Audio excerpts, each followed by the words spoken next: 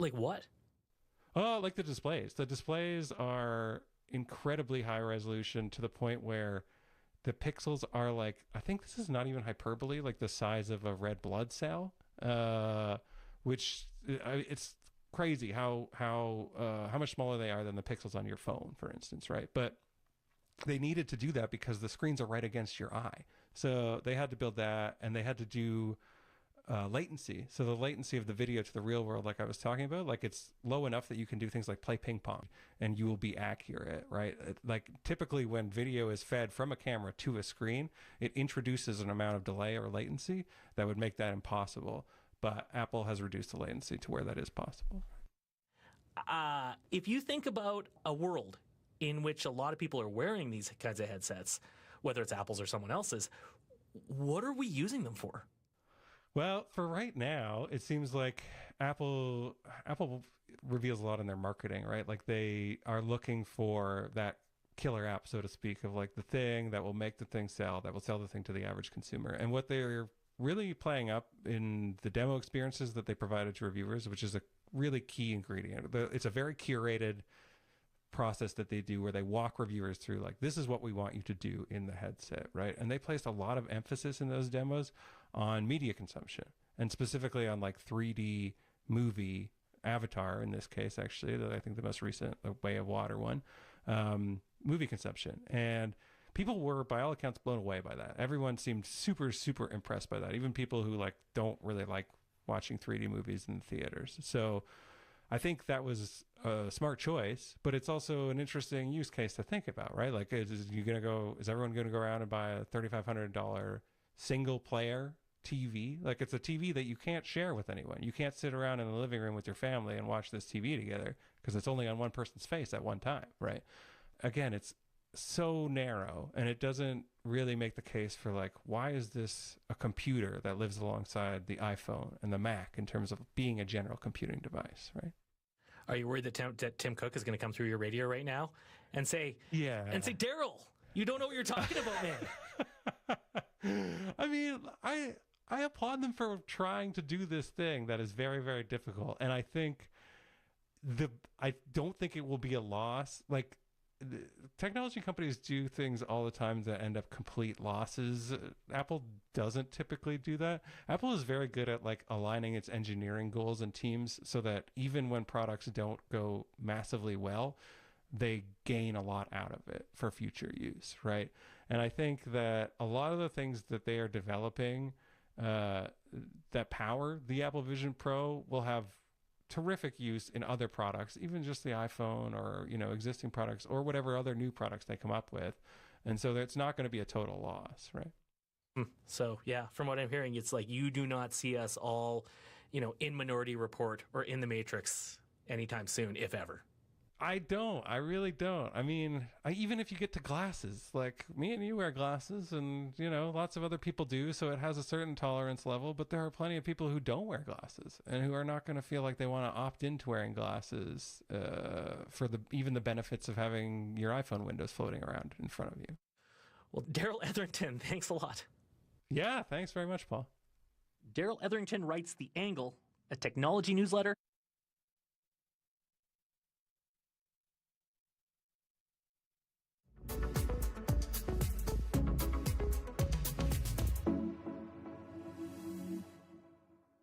We recently talked about how tight the rental market is everywhere except retirement homes. We asked if you'd move into one, whether you're a senior or even if you're not. I think that I would, just given the fact that there's literally no other options out there. And even if I was making $100,000 a year, I might have to consider that. And why not? It's hard to find community because we live in such an individualistic society right now.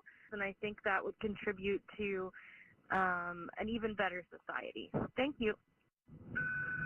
Hi, my name is Greg. I'm calling in from Gatineau, Quebec.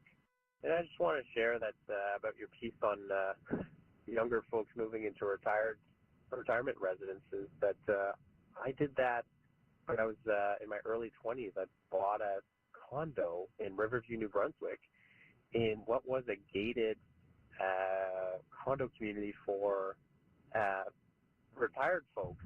And, I was new to the city. I was new to Moncton. I was serving in the military at the time, and we built quite a community. And we had these wild parties with older women drinking much more than you would expect of women their age. So it was a great time, and I think there's much to be said about having that mixed age model. So anyway, thanks for running the show. Greg, my man, partying. Don't know if they put that on the brochure. If you hear something on the show and want to give us a call, our number is 1-866-550-COST.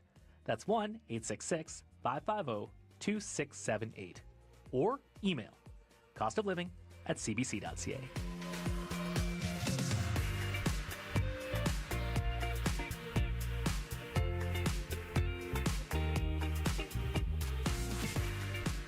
That's all for this week. The Cost of Living is based in Calgary. The show is produced by Daniel Nerman, Ellis Cho, and Jennifer Keene, with help from Caroline Ferris. Our executive producer is Tracy Johnson. I'm Paul Habersrud. Thanks for listening.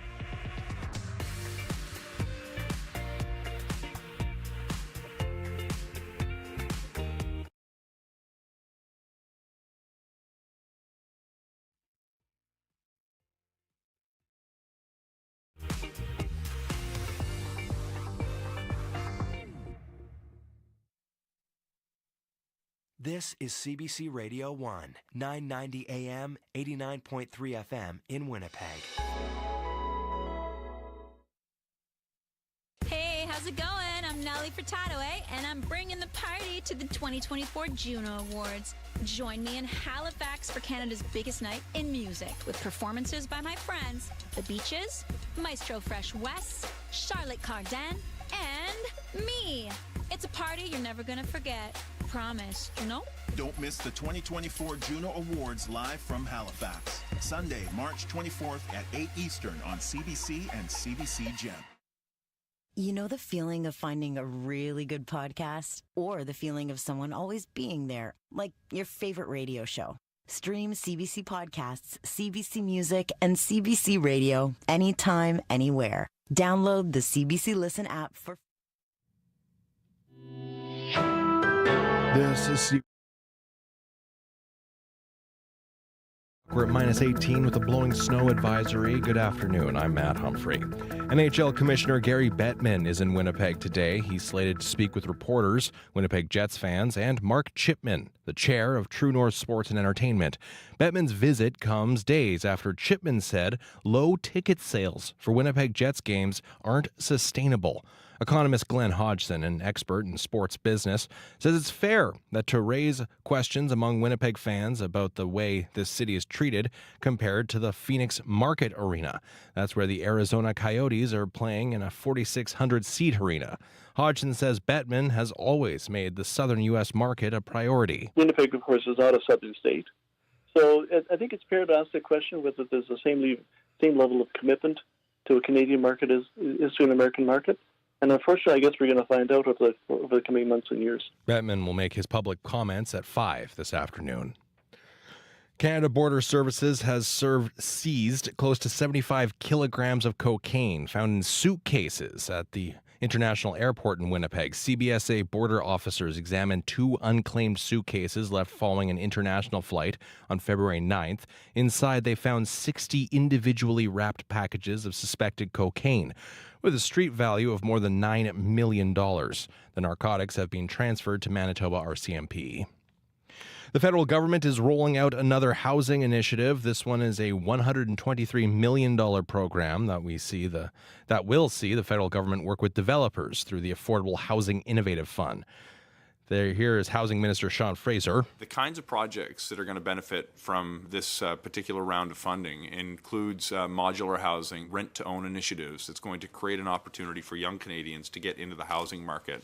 There's going to be several projects that focus on new affordable housing that comes with energy efficiency components, which will ensure that energy costs are kept low as we deploy these new solutions. No time limit has been released, but Fraser says the goal is to see a total of 5,600 homes built across a number of provinces.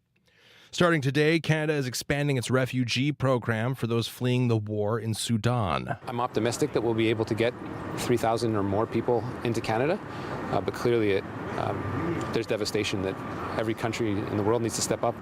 That's Immigration Minister Mark Miller saying an expanded humanitarian pathway is now open, but only to those who already have family here in Canada. It's estimated more than 8 million people have been displaced by the fighting in Sudan. The UN says at least $2.5 billion in emergency aid is needed, but less than 4% of that has been raised so far. U.S. President Joe Biden says he's optimistic a ceasefire agreement in the Israel-Hamas war is within reach, but others involved in the negotiations say there's still a way to go. Abby Kuathasan has your story. U.S. President Joe Biden says a ceasefire could start as early as Monday. Ramadan's coming up, and there's been an agreement by the Israelis that they would not engage in activities. The draft proposal worked out with Israeli officials is now in the hands of Hamas. There are reports the militant group has softened its demand of a full IDF withdrawal from Gaza, but a Hamas official says Biden's comments are premature. Reuters news agency says the possible deal calls for a 40-day pause in fighting, 500 aid trucks a day into Gaza, and an exchange of Palestinian detainees for Israeli hostages at a ratio of 10-1. Shia Wink is the father of one of the hostages. We are full of faith that something is going through this negotiation. Hope, too, for more than 2 million Palestinians in Gaza facing starvation amid ongoing IDF bombardment. Abby Kuathasan, CBC News, London. And with both Democrats and Republicans casting their ballots, today is presidential primary day in the state of Michigan. And there are storylines to follow in both campaigns. Richard Madden has your details. It's a high-stakes night for both parties. Republican presidential candidate Nikki Haley really needs an upset against former President Donald Trump's eventual march to the party's presidential nomination. Trump has already won the last 4 contests, including Haley's home state of South Carolina. But it's also posing a unique set of problems for President Joe Biden, who's facing backlash for not supporting a ceasefire in the Israel-Hamas war. Michigan has the highest number of Arab Americans in the nation, and that community, along with other progressives, are looking to embarrass the president on the Democratic primary ballot, urging Democrats to vote uncommitted. And that would symbolize a protest vote and send a message they don't want him. Activist Lexis Zedin is one of the organizers. You cannot continue to use my American tax dollars to aid and abet in an ongoing genocide of my people. Just yesterday, Biden said he hopes a ceasefire deal will be implemented by next Monday, but whether that will satisfy that wing of his party's base is unclear. Richard Madden, CBC News, Washington. And finally, the Odysseus moon lander is expected to shut down today. The lunar lander tipped onto its side shortly after touching down on the moon 5 days ago. That means some of its solar panels are not collecting sunlight, and now its battery life has been shortened. For news anytime, head on over to cbc.ca/Manitoba. Looking at the weather, mainly cloudy and windy today in Winnipeg. We're seeing sunshine poke through at times, a high around -18. You're seeing a bitter wind chill in much of the province. In Brandon, mainly sunny, a high of -17. Dauphin, mainly sunny, a high of -18. And in Flin Flon, sunny and a high of -20 degrees. Right now, you're listening to CBC.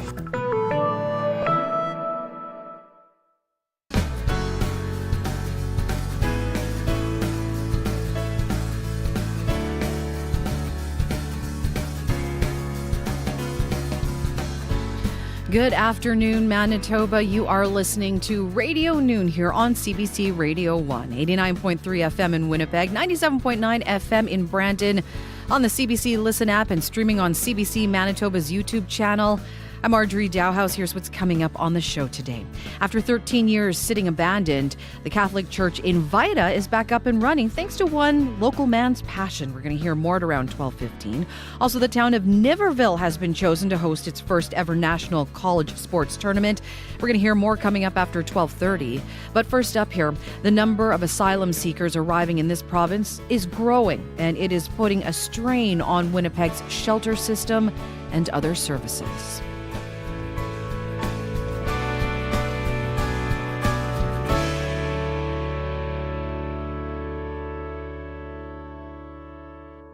A growing number of asylum seekers in Manitoba is putting pressure on homeless shelters in Winnipeg.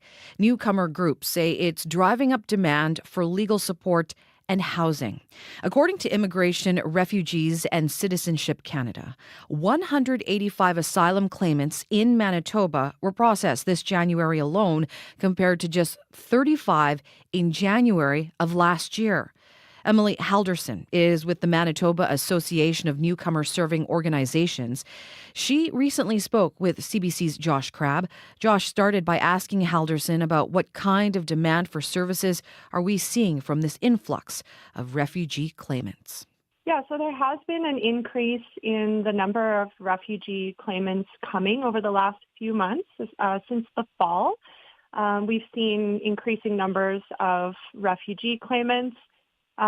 So just to give you a bit of a sense of the numbers, earlier in the year in 2023, we were seeing numbers of claims submitted in Manitoba more around 20, 40, or 60 in that range per month. And then starting in October, it went up to 130 in October, 145 in November, and 125 in December. And just recently, the January numbers were released as well, and it's upwards of 180 in the month of January. So definitely an increase in the number of refugee claims being submitted in our province. Now, it isn't nearly as much as what they're seeing in Quebec or Ontario, which are in the tens of thousands. But when you're looking at the population of Manitoba and the services that we have here, it is a significant increase over the previous months last year. So what kind of impact is that having on the availability of services here that people need? So there's a couple of really important services that refugee claimants need. One would be housing when they first arrive. And the other being legal supports. So those two things are the services that they are accessing in the first few weeks after arrival, because they're not eligible for employment and income assistance yet, and they're not able to get a work permit right upon arrival. They do need to stay in some form of temporary accommodation, and that has fallen to the shelter system to deal with that, since refugee claimants aren't allocated hotel rooms or any other kind of emergency housing, temporary accommodation services. So they are accessing the shelter system, which is becoming strained by this larger number of arrivals. And then with the legal supports, everyone has a right to claim asylum. So we do have to, offer some supports for people to navigate that process. And we have two great agencies who do that, Healthy Muslim Families and Welcome Place. They're both located in Winnipeg, and definitely they're seeing a lot more people. And, that means that, of course, appointment time is taking a little longer to get an appointment with those agencies. Because of the number of people arriving. So we're really, advocating as the settlement sector, we're advocating for more supports from the federal and provincial governments on temporary housing, as well as legal supports for refugee claimants. So you mentioned the shelter system. I know when it comes to Salvation Army Center of Hope that they're trying to bring in settlement organizations. I think Manso was one of them that was mentioned, like 3 days a week to work with refugee claimants who are staying there.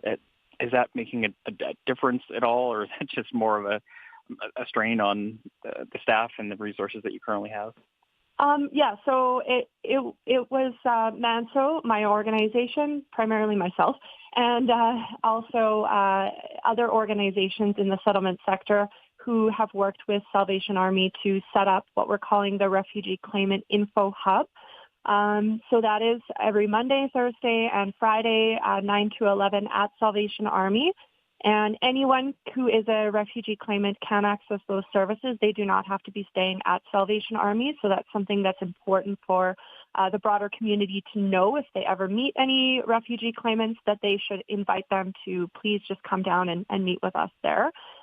We have about 5 organizations that are actively running that hub and provide services in the areas of supporting people to get permanent accommodation, supporting people with signing up with EIA, supporting with the refugee claim process, and all of the other aspects of settlement services. So that's going very, very well. I wouldn't say that it's not a strain in the sense that it's the organizations just bringing the services to where the newcomers are at. So they already provide the services that they are offering at the Refugee Claimant Info Hub, but now they're offering some of those services in sort of a satellite office, if you want to call it that, at Salvation Army. So we can bring the services to the refugee claimants and meet them where they're at and provide a bit more cultural and wraparound supports for newcomers. Because the Salvation Army certainly, while they are doing an incredible job and supporting all the claimants with temporary accommodation, they don't necessarily consider themselves to be a cultural-based organization offering all those newcomer supports. So that's where we come in. And I guess in addition, another challenge that I should mention is that because, of course, refugee claimants are arriving without the ability to work right away, they're not able to get a work permit until they submit their claim, and they're also not able to access EIA until they submit their claim. That's one of the huge reasons why they're in shelters, right? Because they don't have any ability to make any money, whether through government benefits or through work. In those initial, 6 to 8 to 12 weeks or more. That is Emily Halderson with the Manitoba Association of Newcomer Serving Organizations. She was speaking there with CBC's Josh Crabb. You can, of course, read more on this story on our website at cbc.ca/Manitoba, as well as on the CBC News app. CBC Sports is your source for sports coverage and insights you won't find anywhere else. Get the athlete's real story on the Player's Own Voice podcast, hosted by Anastasia Busis. Find Player's Own Voice on CBC Listen or wherever you get your podcasts. And whether you're a hardcore fan or just looking to hold your own in the conversation, the Buzzer newsletter helps make you smarter about sports. Subscribe today at cbcsports.ca/thebuzzer. We are coming up to 12:15. You're listening to Radio Noon here on CBC Radio 1, 89.3 FM in Winnipeg, 95.7 FM in Fisher Branch on the CBC Listen app and CBC Manitoba's YouTube channel. I'm Marjorie Dowhouse. Still ahead here, the bell is ringing once again at a long-abandoned Catholic church in Vaita. We're going to hear how it got back up and running. Stay tuned for that. But let's talk about the forecast. Okay, so we have a weather warning in place and a weather advisory. Let's start with the advisory. Blowing snow advisory for the Red River Valley. Wind gusts of up to 70 kilometers per hour. This should diminish to about 50 this afternoon. So, of course, that blowing snow advisory includes Winnipeg and parts of the Red River Valley. Extreme cold warning for the far north. Wind chills could feel like minus 45 tonight, so the risk of frostbite in just minutes on exposed skin. Today here in Winnipeg, that wind should taper off this afternoon. Mainly cloudy, becoming a mix of sun and cloud later on this afternoon. High of minus 18. A few clouds tonight and cold. We're going to drop down to a low of minus 24. Sunny and cold tomorrow and a high of minus 16. Thursday, sunny breaks and a slight chance of morning flurries, high of minus 3. Right now in Brandon, drifting snow minus 19. Churchill, ice crystals at minus 28. Thompson, sunshine minus 24. And in Winnipeg, blowing snow minus 18 with a north-northwest wind gusting to 40.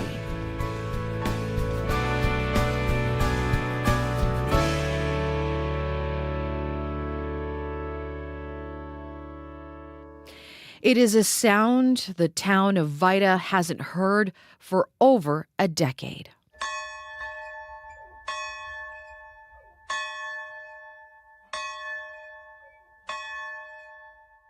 That is the bell at the Vaita Catholic Church, which closed 13 years ago due to low attendance. But this month, it opened its doors to parishioners once more, thanks to the hard work of Edwin Sansona. He is the chapter servant with the Missionary Families of Christ in Steinbach and joins me now. Well, hello, Edwin. Hi, Margaret. Hi. Margaret, right? Yes. Thank you so much for joining us. I want to start off by asking you, 13 years, how did it feel to ring that bell, to hear the bells ringing after all that time? You know what, Margaret? I would like to tell you that it's very, very touching that happened like that. Be a part of the memories that people build the church, and then we the Filipinos were able to ring that bell and reopen the church after 13 years. But I would say that I'm not alone doing that, but the whole Filipino community is in Vaita embracing and embrace that move to reopen the church. Mm-hmm. So yeah, it's very touching moment when we opened that in February 17. Now, you live in Steinbach. Well, how did you get involved in opening the church in Vaita? Okay, give the story for that. Like you mentioned a while ago, and I'm a chapter head of the Missionary Families of Christ that we're based in Steinbach. We do missionary works.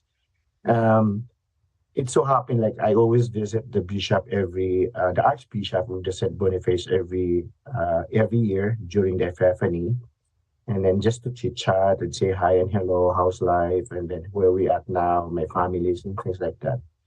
And then back to that, before that, it came up in my mind and wondering, I know there's lots of Filipinos in Vaita who settled down there. They're new immigrants, and now there's some of them are citizens already.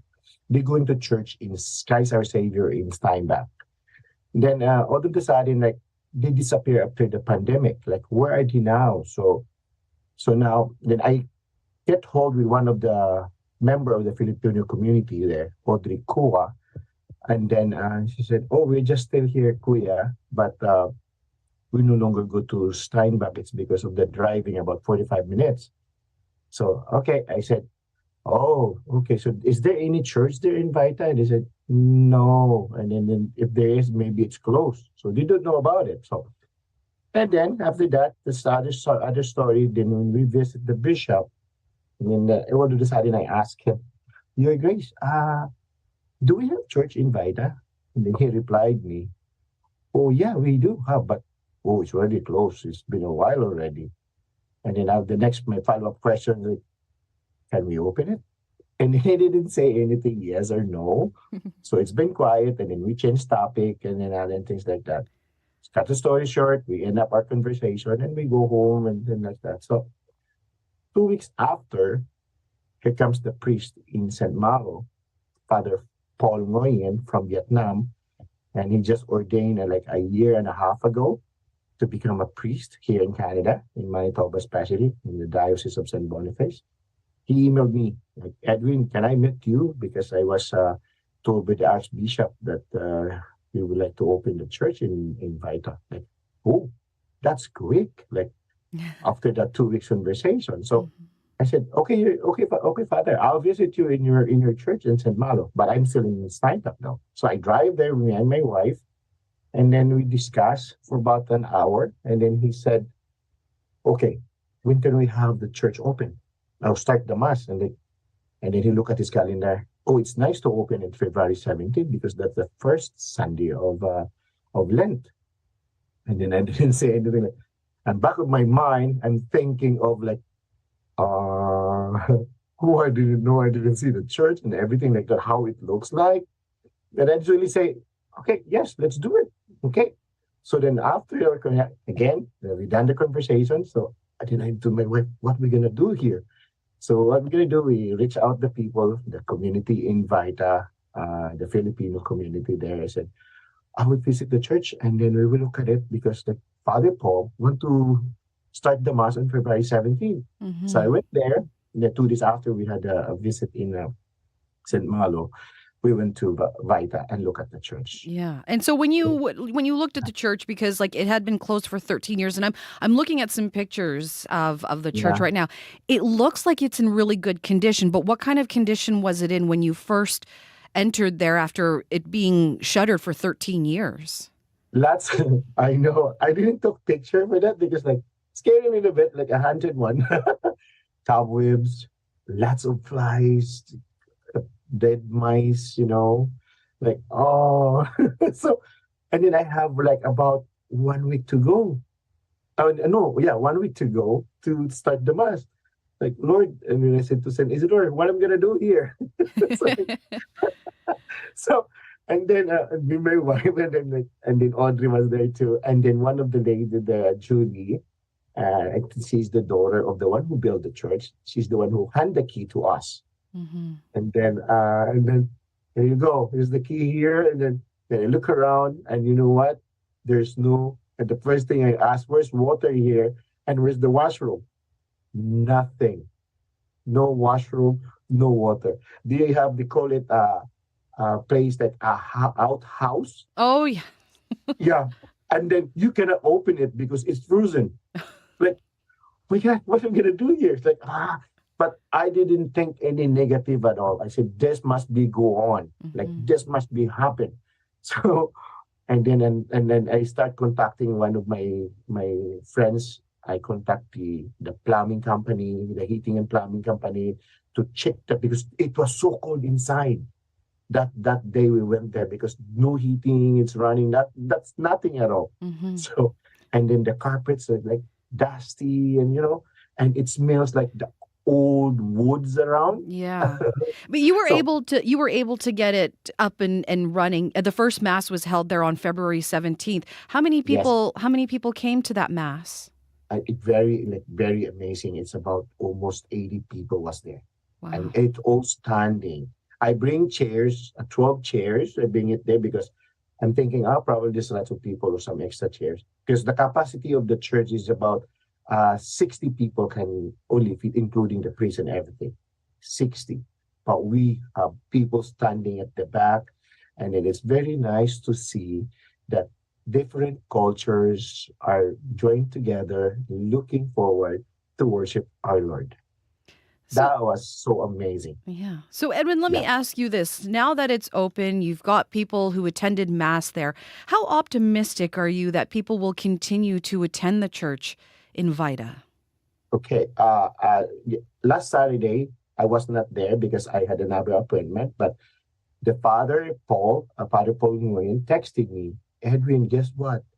We have 45 local people and the Filipinos attended the Mass. That was the second day, at the second Mass happened then.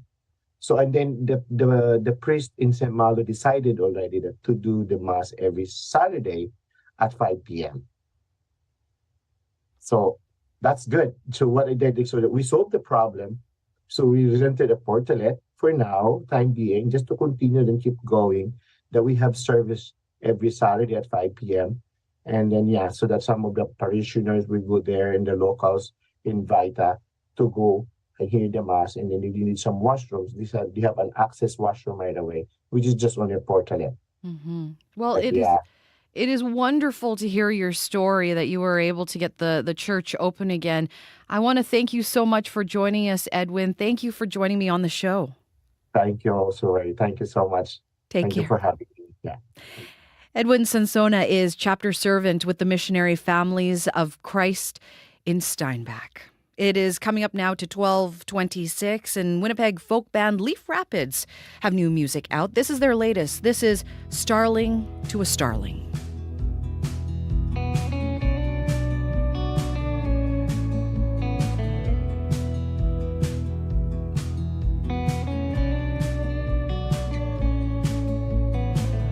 I'm tethered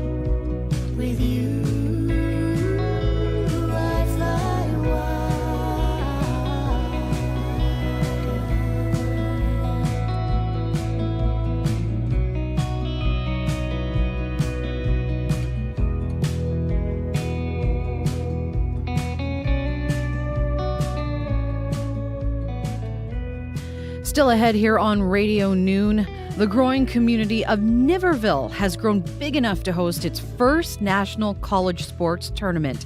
We're going to hear all about it coming up. Stay with us. You're listening to Radio Noon here on CBC Radio 1, 89.3 FM, 990 AM in Winnipeg, on the CBC Listen app and CBC Manitoba's YouTube channel. Stay with us. Your CBC Local News with Matt Humphrey is coming up next.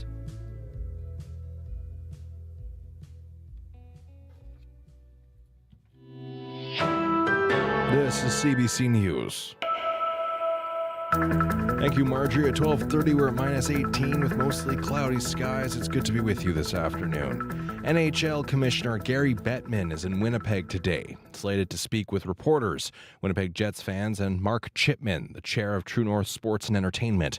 Bettman's visit comes days after Chipman said low ticket sales for Jets games aren't sustainable. But experts in the business of professional sports say the Jets leaving is highly unlikely, pointing to True North investing hundreds of millions of dollars in downtown Winnipeg through its construction of Canada Life Centre and True North Square. Bettman will be speaking publicly this afternoon at 5. Canada's new pharmacare plan hasn't even been approved on Parliament Hill, but the Alberta government is already rejecting it. The program would pay for diabetes drugs and birth control. But as Aaron Collins reports, Alberta says no thanks. Alberta already has a robust pharmacare program. Adriana LaGrange is Alberta's Minister of Health. LaGrange says Alberta wasn't consulted about the federal pharmacare plan, but she still wants Alberta's share of any pharmacare cash. If they were to provide the funding directly to Alberta, we would absolutely use it to enhance our programs. Dr. Shelley Duggan is the head of the Alberta Medical Association. Duggan says Alberta's existing programs are anything but universal, limiting access by income and capping spending on drugs. We would be helping groups of people substantially by having free access to medications. We're potentially marginalizing already marginalized groups. Legislation outlining the National Pharmacare Program is expected to be tabled in the House of Commons later this week. Aaron Collins, CBC News, Calgary. Voters in Michigan will cast ballots today in Democratic and Republican presidential primaries. South Carolina Governor Nikki Haley is still in the Republican race, and she's vowing to stick around despite her mounting losses. There will be 21 states and territories. From now until Super Tuesday, our focus is on every one of those. But the messaging is this. Here you have a candidate who can't win a general election. You can look at the Marquette poll last week. I defeat Joe Biden by 18 points. Michigan is considered a swing state, but could make or break a bid for the White House. It also has a large Arab population, and there's a campaign underway today among some Democrats in the state to reject Joe Biden on the ballot because of his support for Israel. And finally, more job cuts are coming to the gaming industry. Sony is announcing today it's cutting more than 900 jobs at its PlayStation division. That's about 8% of its global workforce. Microsoft recently announced it's eliminating nearly 2,000 jobs from its gaming division, and League of Legends developer Riot Games announced in January it's laying off 11% of its staff. And that's your CBC News from Winnipeg. Thank you very much, Matt. Not as many games, I guess. Do you play video games? I've dabbled, absolutely. Yeah? But you're not like one of those dedicated folks that you have that game that you play in a where group. You're making money and you're going internationally. That's really impressive. The rise of esports is something else. It is. It's competitive. There's tournaments all over the world. We've even got local tournaments here too, which is and for real amazing. Cash. Yes. Oh yeah. Real cash. Yeah. And sponsors and stuff. Mm-hmm. All right. Back soon. Thanks, Matt. That's Matt Humphrey with your CBC Local News Update 12:33. And you are listening to Radio Noon here on CBC Radio 1. I'm Marjorie Dowhouse. Join me now, CBC weather specialist Riley Lachuk. And Riley, so the dog really wanted to go this morning. So because it was a little bit cold out there, because there was that chill and that wind chill, I put on his little booties and I put on his jacket and we went outside, and he's just a tiny little guy, 18 pounds. That wind was so strong. I was so afraid he was just going to fly away. Yep. It was windy this morning and cold. And cold, and there is hope on the horizon. Okay. Give you that one, Marge. Okay. We still have a blowing snow advisory in place for a good chunk of the Red River Valley, the Pembina Valley in southern Manitoba. That has now ended for Winnipeg, Selkirk through the Gimli region, but it's still in place for areas south of Winnipeg, Stein back down to Emerson, the Morden, Winkler, and Portage la Prairie region, still in that blowing snow advisory. We're expecting wind gusts up to 60 through the early afternoon before we start to see things tapering off as we get a little bit later into the afternoon. Winnipeg, just on the edge of the clearing right now, still under a mainly cloudy sky.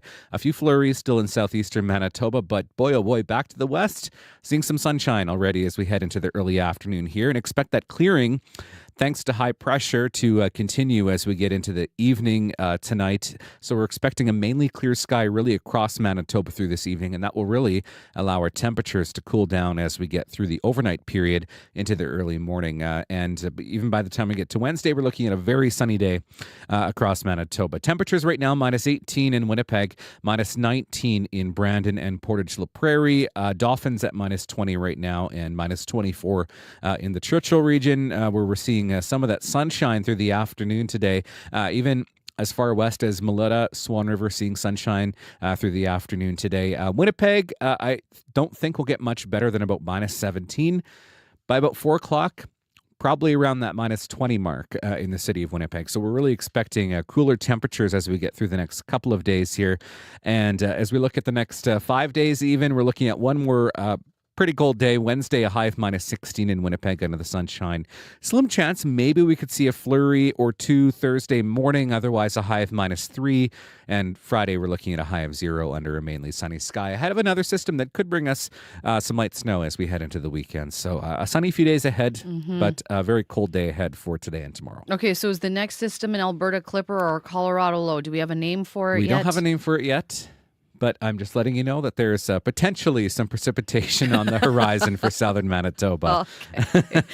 Thanks a lot, Riley. No problem. That is CBC weather specialist Riley Lachuk with the very latest on your forecast. Of course, Riley will have that updated forecast on Up to Speed this afternoon, 3 to 6 o'clock here on CBC Radio 1, as well as tonight on CBC Winnipeg News at 6, on CBC Television, streaming on CBC Gem and CBC Manitoba's YouTube channel.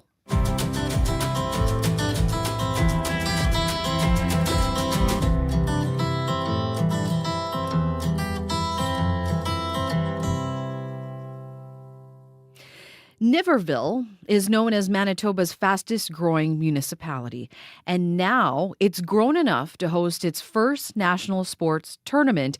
And just over a year's time, college volleyball players from across the country will descend on the town for the Canadian Collegiate Athletics Association Men's National Championships.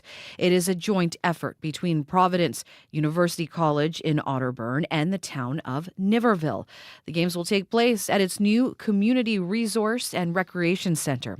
Warren Britton is Director of Recreation and Wellness for the town of Niverville. Hi, Warren. Hi. Hi. Thanks for having us. Thank you for joining us. And Russell Wilms is Director of Athletics for Providence University College. Hi, Russell. Hi, Marjorie. Thanks for having us on. Thank you. First off, I want to start with you, Warren. How big of a deal is this for Niverville? Oh, it's huge. We are such a volleyball community here. We've hosted numerous volleyball provincials, many other provincials from different sports, but to be in a spotlight like this where we could work with Russell and his team at Providence to have a national championship come through is absolutely incredible. It sounds like, Warren, this will be the biggest event that Niverville's ever hosted. Oh, yeah, I think that would be a very easy thing to say yes to. Russell, Niverville is the smallest community to ever host this tournament. I mean, you were in charge of the bid to bring the tournament to town. Why did you think Niverville would be a good place to do this? Well, certainly there's a volleyball passionate community, and well, in Manitoba in general, but in southeastern Manitoba especially. We have a pretty strong history at Providence University College of success in men's volleyball, dating back to probably the late 1990s, and so it's a good fit. It's also the 100th anniversary of the college, and so it is something that we have an opportunity to kind of highlight the history of the institution, as well as on top of the platform of the volleyball tournament. Russell, it sounds that volleyball is pretty popular in southeastern Manitoba. Yeah, I'm new to my role at Providence University College, so I don't have a deep history of the knowledge of our junior pilots program. But I do know that we have 16 junior pilots teams that compete in club volleyball, coming from the whole region. The whole region, including Niverville, but all the region around it as well. So we're really going to be counting on that community to show up and support volleyball, and also the extended community to help as volunteers and spectators. Warren, I know that this event is still about a year away, but what needs to be done in order to prepare for the tournament? Well, I think it's just between us and Russell and his team, just to ensure that we get all those small details right. We really want to make a really good athlete experience. Our facility in the field house, we can hold with the extra bleachers we have now from Providence. I think we hold about 500 people. We do need to get that number to 750 at least. So those are some of the challenges that we're working on right now. Mm-hmm. Now, Warren, Niverville opened that Community Resource and Recreation Center in 2021. What difference do you think has it made for the town since it opened? It's been an incredible journey. Gives the local community a much different opportunities as far as recreation. I mean, we host so many programs day in and day out to give people different things to do, stay active, keep social and stuff like that. And yeah, it's been really good. And then also just the ability to come and watch some higher level sports as well, be it Providence College or MJHL hockey. It's been just really special. Mm-hmm. And so now, because you've got this and you're going to be attracting this national event, I would assume, Warren, that you're probably going to look at some other bigger events that Niverville could host in the future. Yeah, so we have looked at some other bigger events. We do have international futsal lines in the building, which is very rare across Canada. So we had looked at hosting their national championship last year. Unfortunately, they kind of changed their guidelines as far as what they needed, so we weren't really in running anymore. But I think it's something that we'd like to look at in the future. Russell, as the athletic director, I mean, how much pressure is there now on Providence to perform well leading up to the tournament? Well, we'll find out. I'm just booking all the transportation and hotels for our men's volleyball team to compete at the 2024 national championships in Victoria next week. So I will be there as the CCAA delegate who's on the 2025 hosting chair. So I will be shadowing the current year's hosting chair to kind of get a better sense of what this whole hosting entails.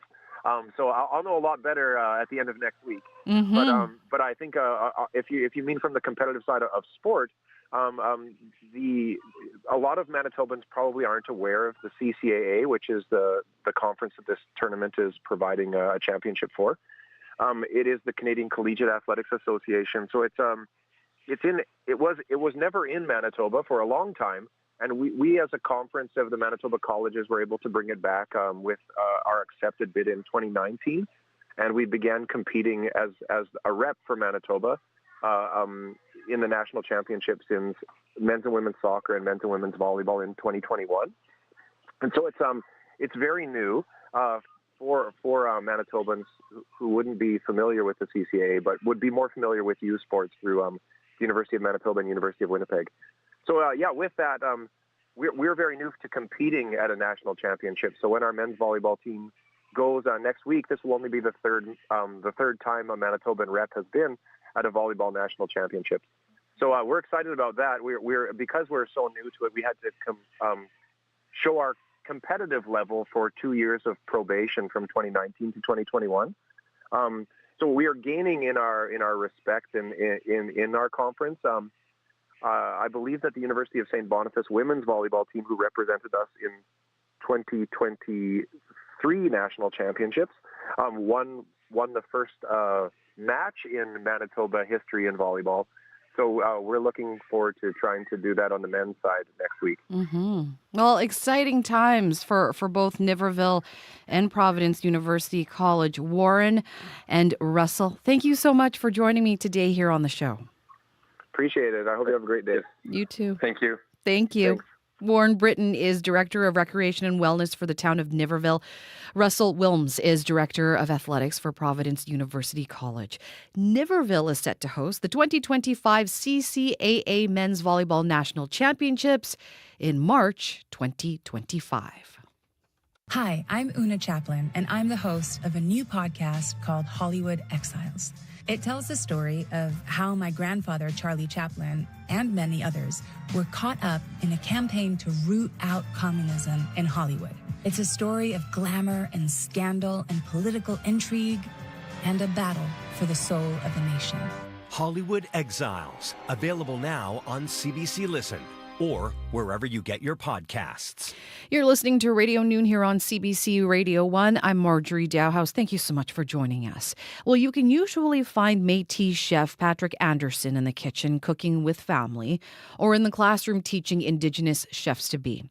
As a culinary instructor at Red River College here in Winnipeg, Anderson shares how to incorporate Indigenous foods into students' culinary practices. His secret? Remembering that connection to home and to family, because memories of home and family are what inspire him in his cooking. Here he is speaking to Unreserved host Rosanna Deerchild. We grew up on a larger piece of land just outside the city. My dad wanted to buy a big plot of land, so back in the 80s, he bought about 10 acres just outside of Oakbank, Manitoba. We had a massive fire pit out there, and I can remember him cooking bannock over the fire. He would have chili going in the stove, and we'd sit around the fire on hay bales, and we'd eat this roasted bannock and this beautiful chili that he made. And nowadays, when I start making the chili, I put all the spices in there. I'm taken back to the farmland, and it just brings that sense of comfort to me. And it's a beautiful way of remembering those we've lost, or even those that are kind of far away from us at a certain time. But I've always kind of associated different dishes with people in my life, and I find it a beautiful way to remember them. Patrick Anderson is a Métis chef and an instructor in the Indigenous culinary program at Red River College in Winnipeg. He's part of this week's episode of Unreserved about food and memory. The show airs today here at 1 p.m. on CBC Radio 1 right after Radio Noon, and you can, of course, catch it anytime on the CBC Listen app. Well, we do have some weather advisories in place. We've got an extreme cold warning to the north. Wind chill values could feel like minus 45. Blowing snow advisory remains in effect here for Winnipeg and the Red River Valley. Brandon, blowing snow minus 19. Ice crystals in Churchill at minus 28. And right now in Winnipeg, drifting snow and minus 18. Up next, here's the latest song from Manitoba folk duo Burnstick. This is Closer.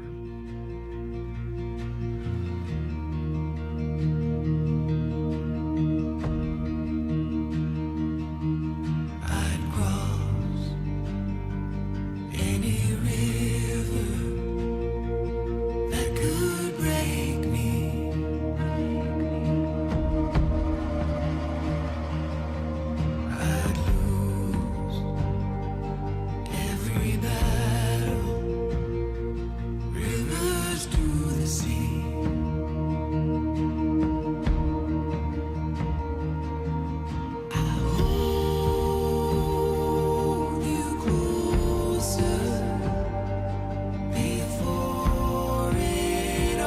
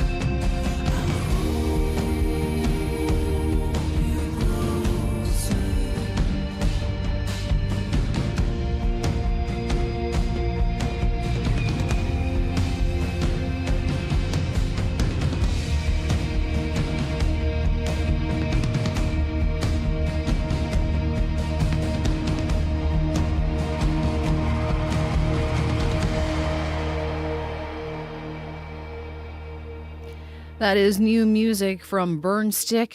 That was Closer. It is 19 minutes now, or actually make that 9 minutes now to 1 o'clock.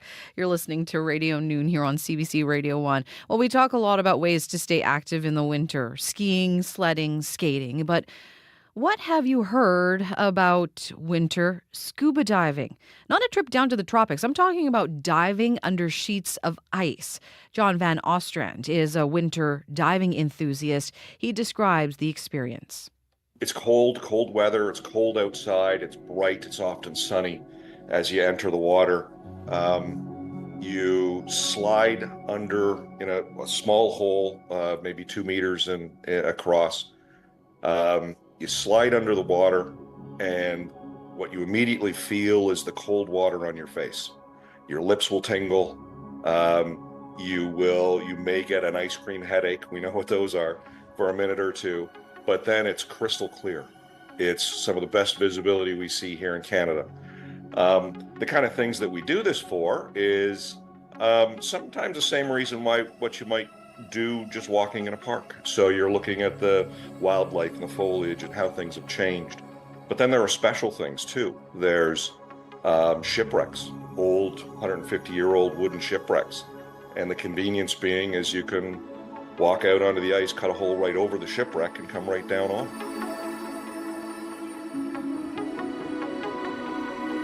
I dive a lot of flooded quarries where there's sunken equipment, buildings and such. We see fish, I'm going to say sleeping, but they're very lethargic. They don't do much in the cold water. I'm not even sure how fishermen catch them then because they're so quiet. You see interesting things like your exhalation bubbles, the cloud of them rising to the surface and splashing against the glowing white ice, and then coalescing into silvery puddles of air. The head is the part of our body that gets wet even when we have a dry suit, at least most of us. And it can be, it's not as bad as actually an ice cream headache. It's a little bit like that, but yeah, sometimes we feel it. And one of the tricks to avoid that is to dip your face in the water without your mask on. And I don't know, there's some reflex that must happen there. But normally speaking, we feel it mostly just around our mouths, because that's really about the only spot that's fully exposed.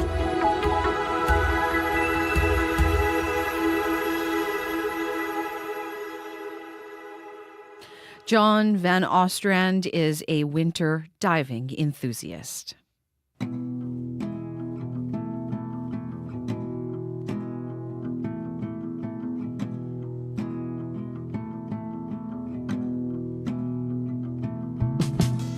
Put your books down, let's go dance. Late Tuesday to a hot salt band. Drink beer the weekend stand. 2 slices and a cola can. We're different and that's okay. I stay up all night and I sleep all day. And you know what you wanna do, and you're working hard to see that through. But I tease you about your Tupperware labels, and you bug me about leaving my stuff all over the table. I'd be at your place whenever I was able. I guess we just ran out of time, but I'll always remember the days when you were mine.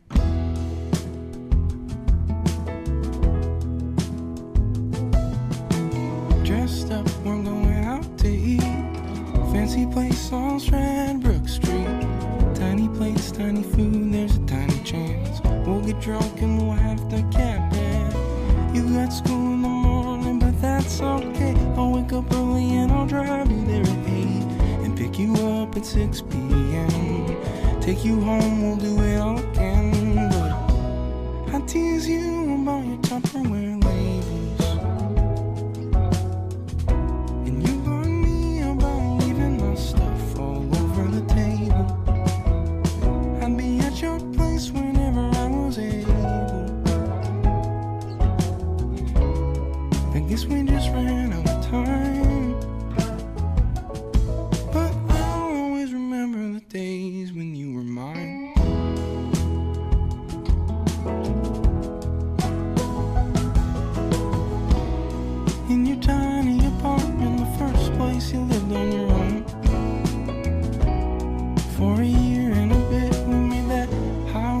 into a home. I tease you about your Tupperware labels, and you bug me about leaving my stuff all over the table. I'll be at your place whenever I was able. I guess we just ran out of time, but I always remember the days when you were mine. That is Field Guide with Tupperware. Well, it is time now to check in with Faith Wendell, host of Up to Speed, to get a sneak peek of what's coming up this afternoon. Hi, Faith. Hello, Marge. A Winnipeg-based animal rights activist has been successful in convincing the Manitoba Provincial Court to lay a private prosecution charge against a Manitoba live horse exporter. Details of this just coming out from the courts in the past hour or so. We're going to hear details about that story and explore what a private prosecution is. So stay tuned for that conversation still to come. Thank you very much, Faith. Thank you. Tune into Up to Speed this afternoon, 3 to 6 o'clock here on CBC Radio 1. Blowing snow advisory has now ended for Winnipeg and parts of the Red River Valley, but it remains in effect for Morden, Winkler, Portage, Steinbach, Emerson. Be careful out there and stay warm if you're going to be outside. Thank you so much to the incredible folks who worked so hard on the show today. Corey Funk, Josh Crabb, Matt Humphrey, Riley Laychuk, Travis Peterson in charge of our streaming video on YouTube. Hello to everyone who's tuning in. Our technical director and show director here is Dylan Longhurst. Show producers Nellie Gonzalez and senior producer of audio is Leif Larson. I'm Marjorie Dowhouse. We'll talk to you again tomorrow, and stay tuned to CBC Radio 1 coming up next, Unreserved. Have a good one.